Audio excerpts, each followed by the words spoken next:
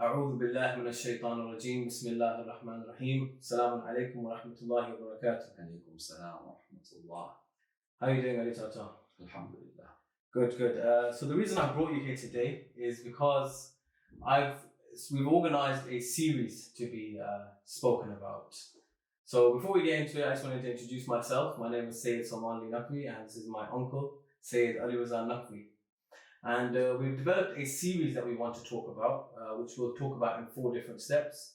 So there's 4 different statements, and I want to tackle the first statement today. Now, obviously, as we're coming to the month of Ramadan, it's a time for us to reflect and introspect. And I think this is the perfect time to do it. And I don't want it to make it like a sort of religious lecture. I wanted to make it an informal discussion between myself and you. So the first statement that I wanted to tackle was enjoy the world, yet don't be attached to it. Now, obviously, this is quite a vague statement because how do we not become, the first question I want to ask you is, how do we not be attached to all these things around us in the world today? Thank you, Salman. I think it's a fantastic opportunity for us to have a great discussion in this very reflective month of the Ramadan. It is a beautiful practice in this month to actually have some deep reflection, some deep thoughts, to ask some deep questions to oneself, and to find a way to be attached to Allah subhanahu wa ta'ala initially. He is the only truth. He is the only power. And never will I suggest to you or to anyone that enjoying the pleasures of the world is a faulty joy. It is not a faulty joy. You can enjoy anything and everything that you have. So it's about the balance. Yeah, I mean, basically, whatever God gives you, whatever Allah gives you, it is through His mercy, through His kindness, through His power that He is granting it to us. Yes? Yeah, definitely. He has given us this world to enjoy, to make the most of it. Yet, the problem would be, I think, and I believe, is that when you let things own you, rather than you owning those things. Am I making sense? Yeah, definitely. So, for example, a beautiful home, nowhere in Islam or nowhere, anyone can tell you, don't own a good home, or don't drive a good fast car, or don't eat good food. No one will tell you that. I will not tell you that, certainly. Okay? But don't make it own you. So what would you suggest is the best practical means of doing that? Because it's very easy to say. I'm sure it's easier said than done. So how do you implement that sort of disattachment? How do you detach yourself from these? Now, this is a very personal thing, I think. Okay. It's a very personal thing. People have to realize. One has to realize that everything that you own cannot own you. Yeah. And when you realize that, you are using that thing for your service. You are not, having that thing that it is, without it you would die. Yeah. For example, let me ask you a question. What happens to you, or what would happen to you if you lose your phone? Manic. You start panicking, you look for it. This is everything. That's the problem though. With these phones, everything is on these phones these days. So it's very difficult. But what is in that phone? You have your mail, you have your, people contact you through this phone, people work through this phone. And when you lose it, you just feel like your world is ended. Your world is ended. Yeah, it feels like that. Obviously, it's not right, but it feels like that. You've got media. Yeah. You've got pictures. Yeah. You've got memories. Memories, exactly. Definitely, yeah. So if you lose your phone, what happens to you? And then if you take yourself back for a second and think, then there's not much that you've lost. But in the moment, you start panicking, definitely. Definitely. It just shows that we're attached to these things, these physical things. Now, where is the awareness that would suggest to you that if I lose my phone, I'm going to be dead? Yeah.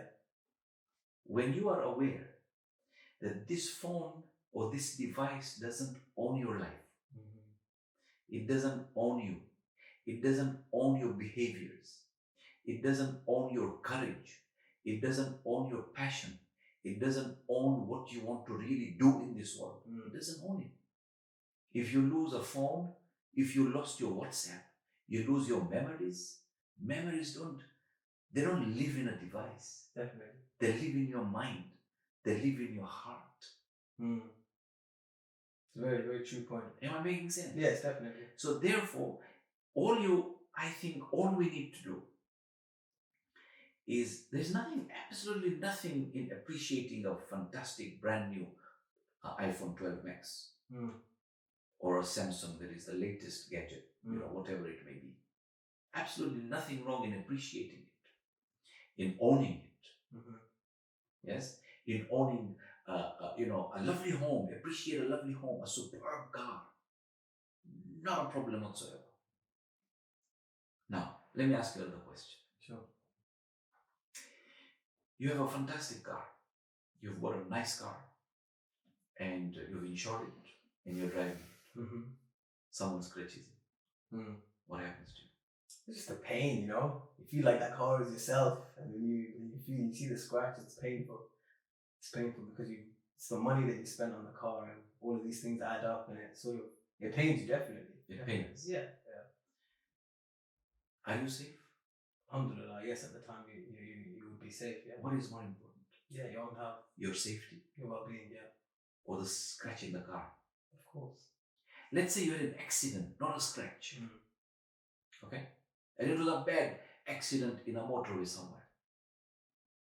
And you didn't get hurt, but the car was written off.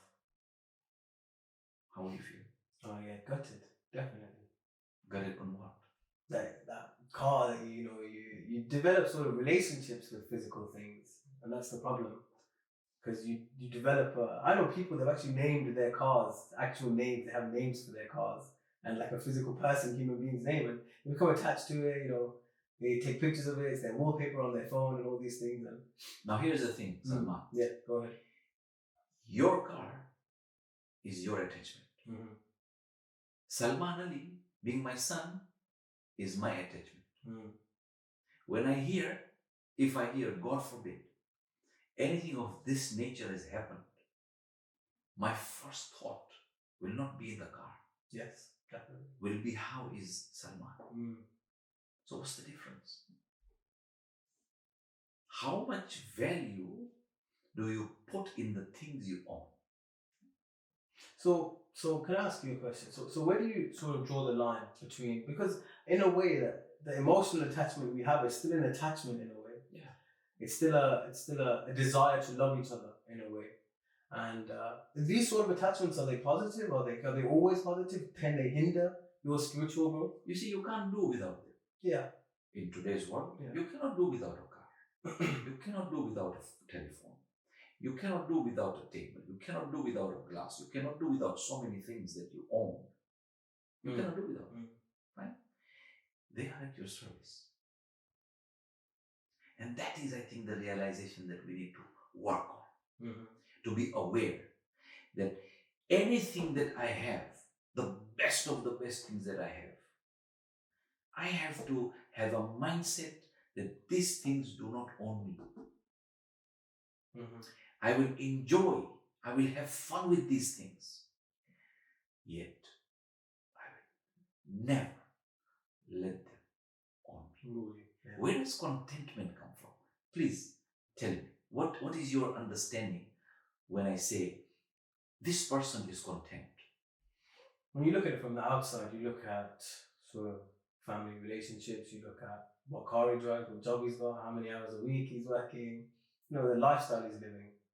I guess if you look at someone who's living a good lifestyle, as per society deems a good lifestyle, then you start to look at that and think, that's something I want, that's something that he looks happy, But I guess real contentment comes from some other place. Where? It can only come from one place. Where? And that's the pleasure of your Lord, without a doubt. So whatever you have, if you are content with it, you will find the next big thing. Definitely, yeah. You will look for the next big thing. Imagine everything that you own, you're content with. You don't want more of it. You'll be bored, right? Yeah. You want something bigger. Yeah. And what is it, something bigger? You're right, definitely. I think if you keep praying for physical things, then you'll always remain a beggar. But I think if you pray for the actual thing himself, then the pleasure will subside the pain and all the anxiety, and that becomes the only desire of yours. No, imagine if you are content and whatever you have, even if you have one shirt for 6 months, you wash and wear, but you are content. When your dad tells you, go buy another shirt, say, Dad, I have my shirt already, I don't need another shirt. Yes? You are bored with this now. You are bored of buying things, you are bored of getting things, you are bored of money, you are bored of wealth, you are bored of all these things. You will find a bigger purpose. A purpose greater than you. A purpose bigger than you. And that purpose bigger than you, you've got to make the decision. What is it? Is it another house? Is it another car? Is it another relationship? Or is it to have that inner peace? I always say this in my trainings with the teachers around the world, that when I was your age, 17 years, 18 years, 19, 20, 21, I used to be impressed by wealth. I used to be impressed by people's cars. I used to be impressed by people's things. But at my age, after having gone through all those experiences, I actually not only appreciate, I admire people with inner peace. Definitely. I admire people with contentment. I admire people who are looking for a purpose. I admire people who are looking at the bigger picture and saying, listen, these things are just there for me to use. They don't own me. And I think, you see, it's for our discussion here, the takeaway point I would think for myself would be, number one, I want to be aware that everything that I have in this world are my slaves, actually. How do you bring about that awareness, though? Are there any sort of practical steps to bring out that awareness? I think it's talking to yourself. Reflection. Because in your mind, you have two types of conversations, Salman. You have a false conversation, and you have a true conversation. So the false conversation would be what? I want a car better than the car of my friend. That's a false conversation. I mean, you look at yourself and look at your friend. You cannot be compared. He is him, you are you. Allah has created you as you. He has created him as him. Okay? He has got a good car. I wish for him to have a better car. I have a car. I am content with this car. I don't want anything else. And that mindset needs to change. That awareness, when you have that awareness, your behaviors will change. Your thought, your thinking will change. Your thought processes will change. Your outlook to the world will change. Because you will definitely realize that people survive with the least in this world. People who don't have food, give them one bread and they'll be happy. Exactly. They will drink a glass of water with bread at time of iftar, like Imam Ali salam, on the 19th when he went to his daughter's house for iftari. We know history. What did he have? Milk, salt, bread, dry bread, barley bread, whatever the riwayah says. 3 things. Yet the most powerful, the most beloved human, Imam Ali, when he was talking about khilafah, when he was talking about his his khilafah, and they said, and people asked him, so how do you view this khilafah? What did he say? He said, this khilafah of yours is like a snot of a goat to me. It's amazing. It is that filthy. Who was Ali ibn Abi Talib? Now we have people like him to emulate. We have people like him to follow. But what we do is that we are conditioned by this world. We are conditioned by society. We need to own A. We need to own B. We need to own C. We need to have a status in society. Yeah. And let me ask you another question. And I think this is going to be a deep discussion. Sure. How would you like to be remembered when you're dead? How? Good person. Someone who helped where he could. Someone who made people feel good. Definitely. Someone there's something definitely that I would strive to achieve before I die. It's just someone who made people feel better. Made people feel a certain way whenever I was around. Does anywhere in your mind do you want to say, I want to be remembered as the owner of the most beautiful house on this earth? For me personally, no, but I can see why people would have those aspirations and dreams. Right. Yeah. You know Pharaoh of Egypt, Pharaoh. You know the pyramids that you see in Gaza, in Egypt? So Pharaoh said to his builders, I want these pyramids to be built and I want the world to see it eternally.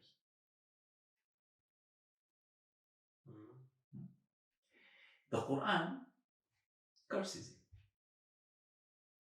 All Muslims who believe in the Holy Quran, how do they view Pharaoh? The kafir. Yeah. So what was the point? What was the point? Now, had he been a good guy, had he been a good person, had he helped people, rather than, yes, build a pyramid. I'm not saying don't build it. I would have advised him myself, build it for us to come and see it. Yes. But don't make it your God. His chamber is put, his grave is like so rich, so many things in there. What did it help? How did it help him? Where did it help him? Did it take him? Did these things take him to the next world? Has he got it there? I don't know. End of the day, in your life, whatever you own will remain behind. Just like Imam Ali salam says when he visited the graveyard, he said to the people of the graveyard, listen to me, I have news for you. Number one, buyutukum qad sukinat. The houses that you used to live in, that you stayed in, others are staying in. وَأَزْوَاجُكُمْ قَدْ نُكِحَتْ. And your wives or your spouses who you had married and loved for all these 50, 40, 30 years, and if you die young, that's it, are married to someone else.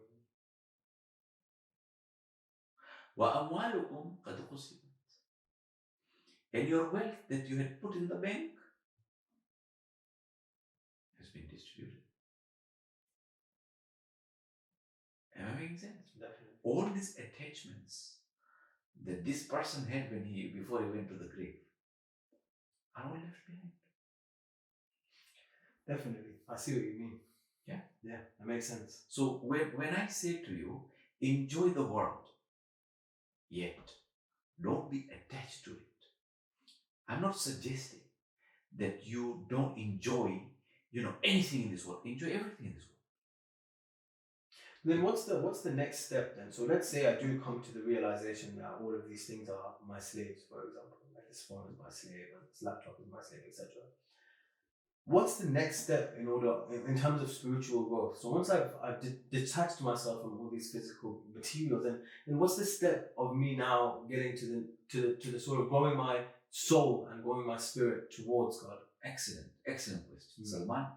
And here is where I'll just narrate this hadith Qudsi to you, in which Allah says, beautiful, just fantastic.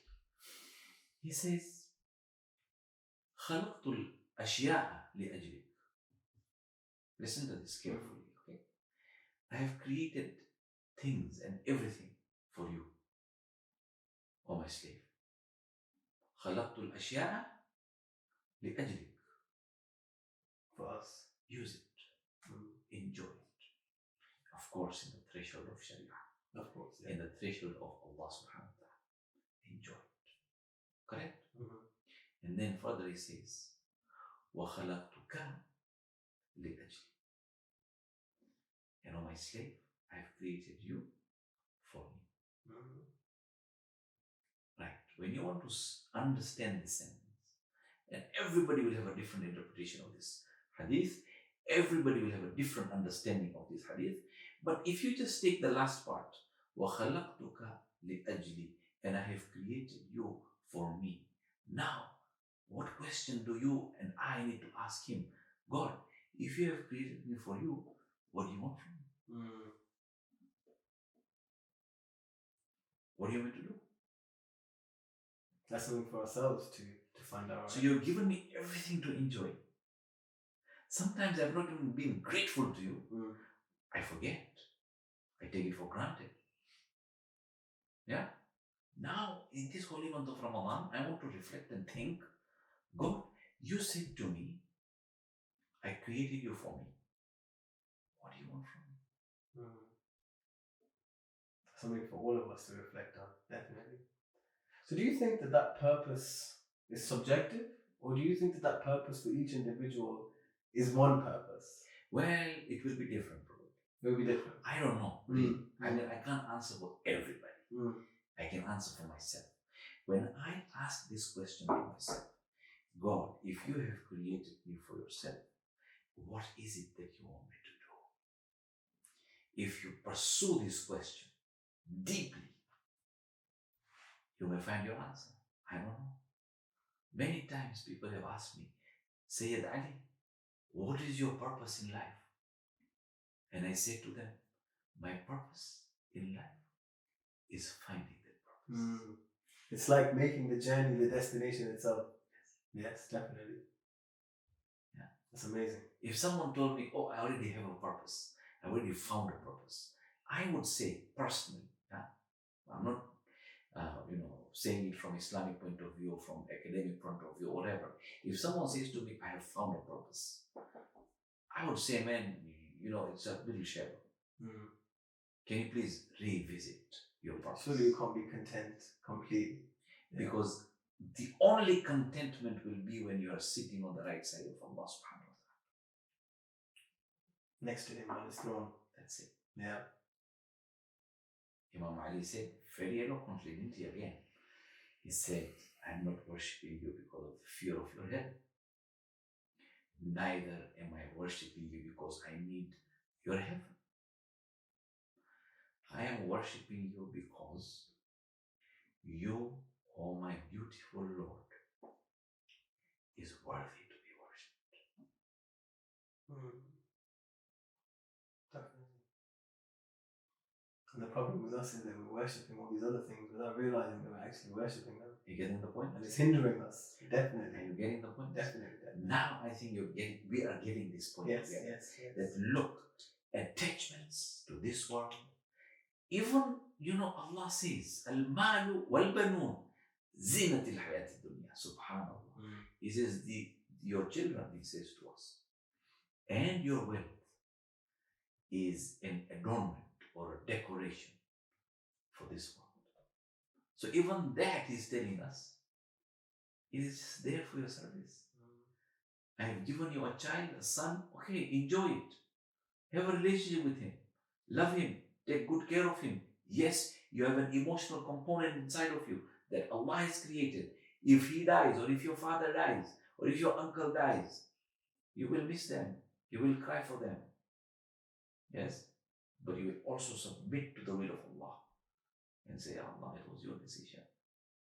You cannot go wrong. But you understand my grief. And he will.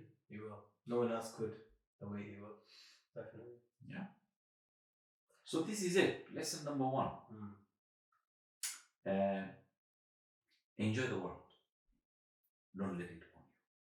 I think this is very useful, especially at a time like this, because I guess the essence of Ramadan is abstention, right, from these desires. That's why people, I've heard myself, and personally myself, it's just more of a feeling of spirituality in Ramadan, because you let go of all these desires and these bad habits that you do on a daily basis, and you sort of you rise up, you ascend from that, if you know what I mean. You see these things as trivial, especially in this month. So I think it's a very useful topic, because in a time like this, we sort of tend to leave these worldly and material desires. Yeah, I would say it's not a topic only, it's a lesson. Yeah. Really. Yeah. If you look at it, it's a lesson. Definitely. It's a lesson of life. Yeah. I'm sure myself and all the viewers watching would be enlightened, definitely, because it was very insightful. Yeah. And I think I want to make one thing very clear, Salman, to you and whoever is watching it, that these are views that we have. These are views that I have. Okay. These views can be developed by anyone. Yeah, definitely. Any human being on this earth can develop these views even further. This is just a foundation, right? Man, it's just a thought. Yeah. It's a reflection, as you said. Yeah. The spiritual beauty of deep reflection. Now, if you look at materialism versus spiritualism, what's the difference? The difference is, in materialism, you only look outward. You look at outwardly things. Whereas in spiritualism, you look where? Inward. You look at yourself. Yeah. You want to perfect yourself. You want to work on yourself. You want to understand yourself rather than, understanding others, which you may not be able to, by the way. You will only be able to understand the other if you have understood yourself. And that is why, again, the Holy Prophet and Imam Ali, both of them say, those who know themselves will know their Lord eventually. Yeah. So when you ask this question, and it was a good question, as I told you, that how do we take that leap now from materialism into spiritualism? What do we do? Okay, we have understood that all these things we own are material things, we need to kick them. But what do we do? Right? Question number one. God, what do you want from me? Big question. You asked, you created me for you, right? Okay, what do you want? You just want me to worship, to go into sajda and ruku and qiyam and all. Is that what you want? Surely. You want me to just fast? No. You just want me to go to Hajj? You just want me to, all these things? Or do you want me to be a useful human being on this earth? What do you want me to be? And you'll get your answers, especially when you follow and you read and you understand the seerat of the Holy Prophet sallallahu alaihi wasallam and the Holy Ahlul Bayt sallallahu alaihi wasallam, who are the walking Quran, talking Quran. Definitely. I think they would be the perfect examples of people who did enjoy the world but never got attached to it. Yeah, definitely. It's very insightful. It's very deep lesson. It's something that I'm sure everyone can take away from. So, with regard to attachment, so just a final question I wanted to ask you. Obviously, like I mentioned before, when it comes to in Ramadan, it's all about abstaining from these attachments, right? Now, we've spoken about how to make the jump, etc., etc., but the first step which we haven't spoken about is how to let go of these attachments. I understood that it is to do with understanding that these things are your slaves and these things, you own them and they don't own you. But how do you do that? Should there be a certain thing that you should do when you wake up in the morning? Should you not check your phone maybe as soon as you wake up? Should you do other things before, dwelling into your physical and your material habits? So Salman, good question again, but again I will tell you, I don't think I'm going to open up an ashram or a therapy center to tell you what to do. Yeah, that's not my point of discussion. I would just suggest to you that you need to ask these questions to yourself, and you need to answer them. You need to find the answers yourself. So, for example, your mind that is asking the question definitely sometimes has its own answers. So just now you told me, what should we do? Should we wake up in the morning and don't use the phone? Don't pick up the phone? Start off. Yeah. See? Yeah. You see? Yeah.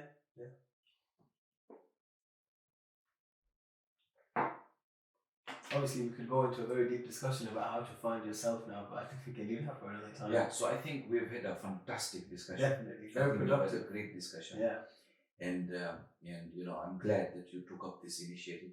thank you. You and your siblings, your Yeah. sisters. Yeah. I'm hoping that, you know, this will help not only you, not only me, but everyone who listens to this, everyone who wants to Take part of this. take part Yeah. in this. Yeah. I hope it helps you, and I hope you find this useful. Very. Inshallah. Definitely. Thank you very much. Thank you. Just before we close off, I wanted to just give you next week's topic so that we can sort of prepare for those discussions. So next week's topic will be life unfolds your greatest good. A bad day for your ego is an excellent day for your spirit. So that will be next week's topic, and inshallah we'll have another good, deep, reflective discussion. And we'll leave it there. Assalamu alaikum wa rahmatullahi wa barakatuh.